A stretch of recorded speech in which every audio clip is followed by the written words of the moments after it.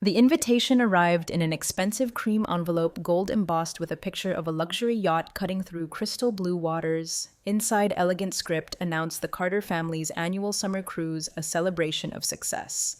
I traced my fingers over the raised lettering, remembering last year's humiliation when my brother Ethan had accidentally forgotten to send my invitation.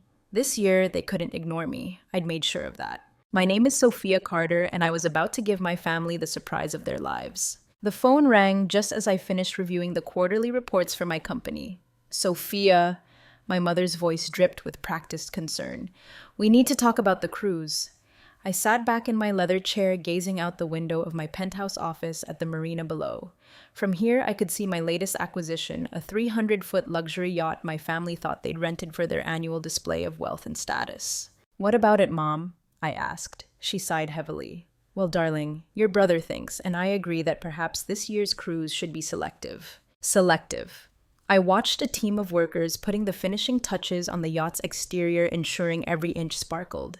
They had no idea they were working for the owner. You know how these things are, she continued. Important business contacts will be there, your father's new partners, Ethan's investor friends. We need to maintain a certain image. I thought about the image they'd maintained for years, the successful parents with their golden son and disappointing daughter, the daughter who'd walked away from the family investment firm to waste time on some internet thing. That internet thing was now worth billions. And I don't fit that image. I kept my voice neutral, watching another yacht, one of my smaller ones, sail past in the harbor. Sophia, please don't make this difficult. You know your situation is well embarrassing. Everyone keeps asking what you do, and that little online business of yours, it's just not what we mean by success. I smiled, thinking of the acquisition papers on my desk. My little online business had just bought out our largest competitor for $4.2 billion. I understand, Mom. You do. She sounded relieved. I'm so glad. Ethan was worried you'd make a scene. Ethan, my perfect older brother who'd never worked a day outside our father's firm, who'd been handed everything on a silver platter while I built my empire from scratch. No scene, I promised, but I think I'll come to the marina anyway to see you off. Oh, Sophia, that's not necessary. I cut her off smoothly. I insist. Family is family, after all. After hanging up, I called my assistant. Chloe, is everything ready for tomorrow? Yes, Miss Carter. The captain and crew have their instructions. She hesitated. But are you sure you want to do it this way?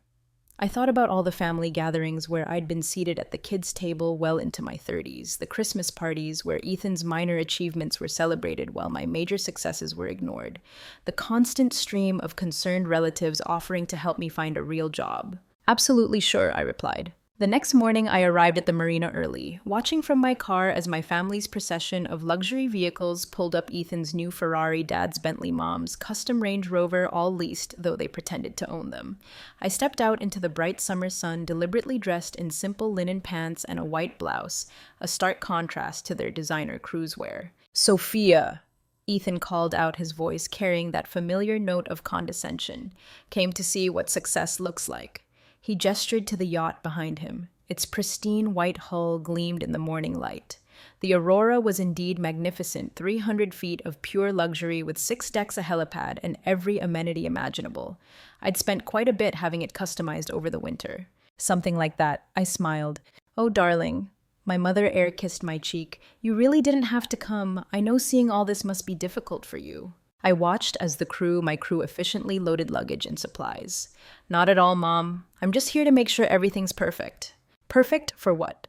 My father joined us, adjusting his Rolex. You're not still thinking you can join us. Ethan laughed, drawing the attention of his friends arriving, all young executives from Dad's firm dressed in their finest nautical wear. This cruise is for successful people only. He smirked. No failures allowed.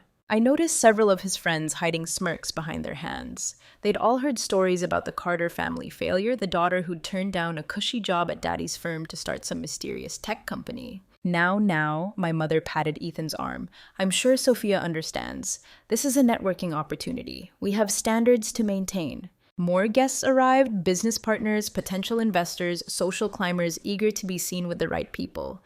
I recognized most of them from business magazines and board meetings, though they'd never recognized me. I preferred to keep my public profile low.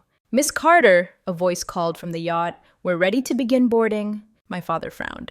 That's odd. The captain should be addressing me. I arranged this rental. Did you? I raised an eyebrow. Are you sure about that? Before he could respond, the captain himself appeared at the gangway. His crisp white uniform gleamed in the sun as he descended to the dock. Ethan stepped forward, hand outstretched. Captain, I'm Ethan Brooks. We spoke on the phone about... But the captain walked right past him, coming to stand directly in front of me. He snapped to attention, offering a sharp salute. Welcome aboard your yacht, Miss Carter. Everything has been prepared according to your specifications. The silence that followed was absolute. Even the seagulls seemed to pause their crying. Your yacht. My mother's voice was barely a whisper. I smiled, pulling out my phone and showing a photo of me signing the purchase papers for the Aurora 6 months ago. Did you really think you'd manage to rent one of the most exclusive yachts in the world for your little cruise? I asked sweetly. The Aurora's been rather selective about its clients since I bought it along with the rest of the marina. Ethan's face had gone from tan to pale in record time. That's not possible. This yacht costs $180 million. I finished for him, give or take a few million for customization. Would you like to see the paperwork? But this was just the beginning. My family had no idea that their perfectly planned cruise was about to become something very different, indeed. The silence on the dock was broken only by the gentle lapping of waves against the yacht's hull. My father was the first to recover, his face flushing with a mixture of anger and calculation. Now, Sophia... He stepped forward, lowering his voice conspiratorially. Let's discuss this like family. If you've managed to achieve this level of success, we should talk about integrating your company into Carter Investments. I smiled, remembering how he'd dismissed my business plan 5 years ago. You mean the company you called a foolish pipe dream, the one you said would never succeed without the Carter name behind it? The past is the past. He waved his hand dismissively.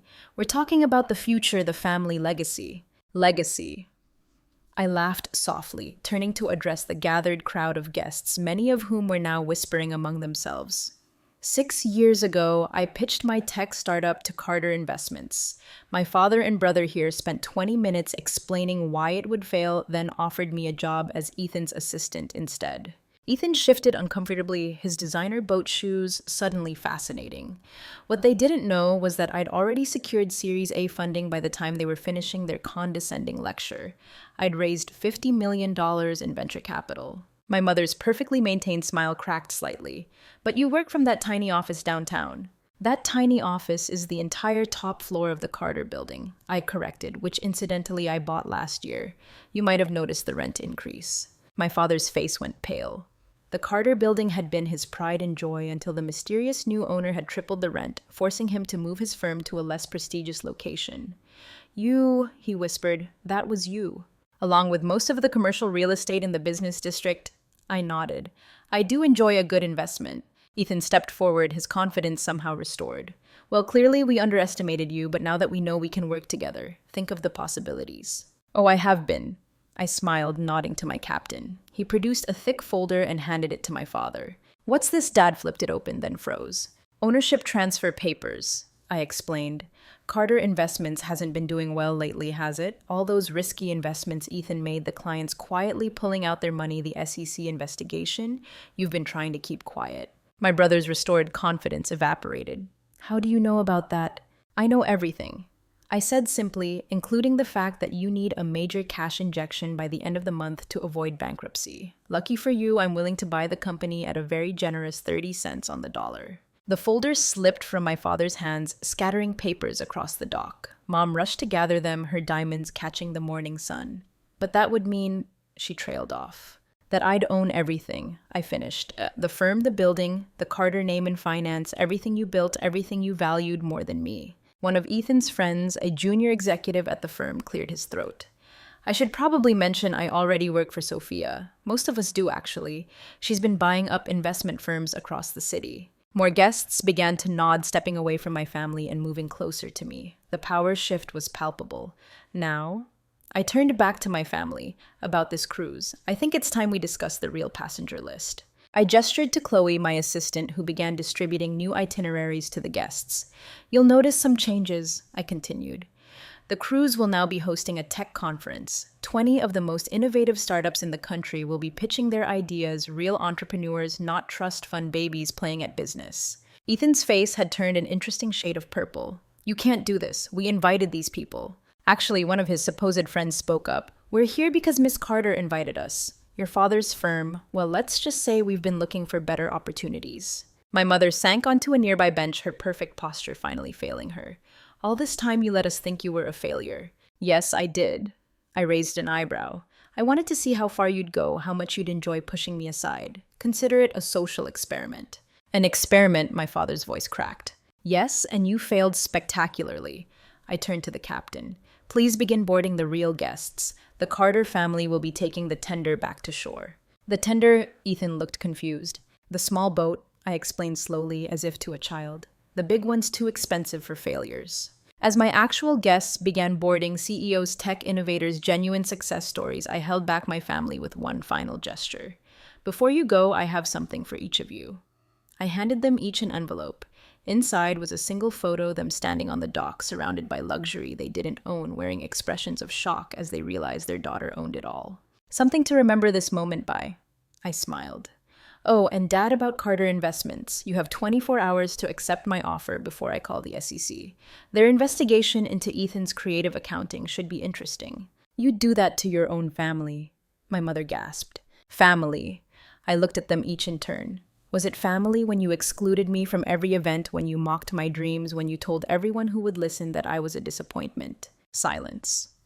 The funny thing is, I continued, my little internet thing just hit a market cap of $12 billion.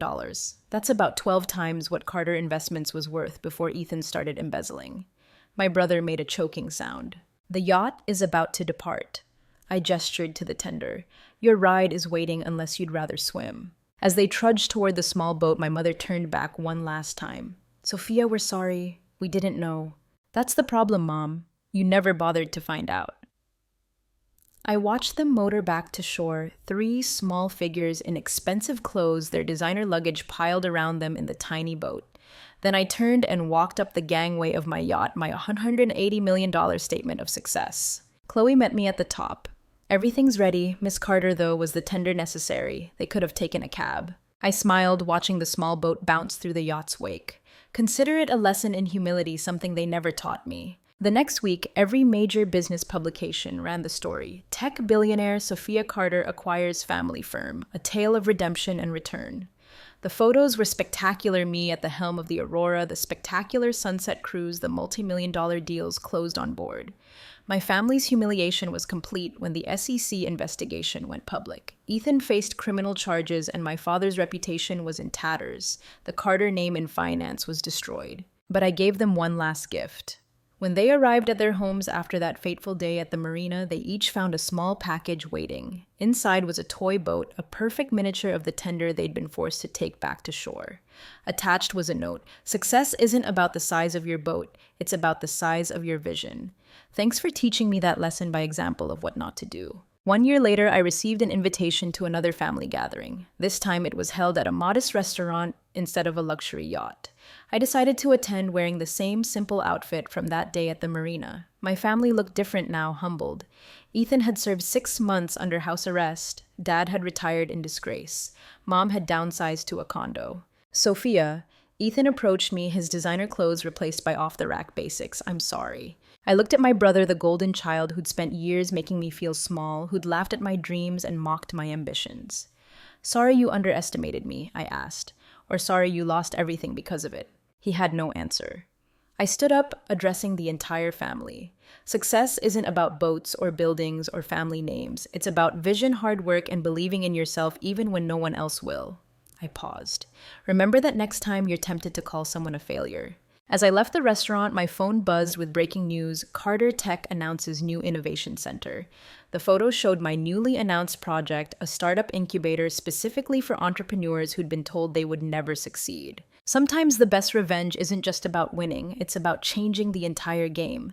And sometimes the biggest statement isn't made by a luxury yacht, it's made by a small tender boat carrying humbled passengers back to shore. As for that little internet thing they love to mock, it just acquired its 20th company. But who's counting? Well, maybe Ethan is from his new job in the mailroom of my tech company, entry level only, of course. No failures allowed.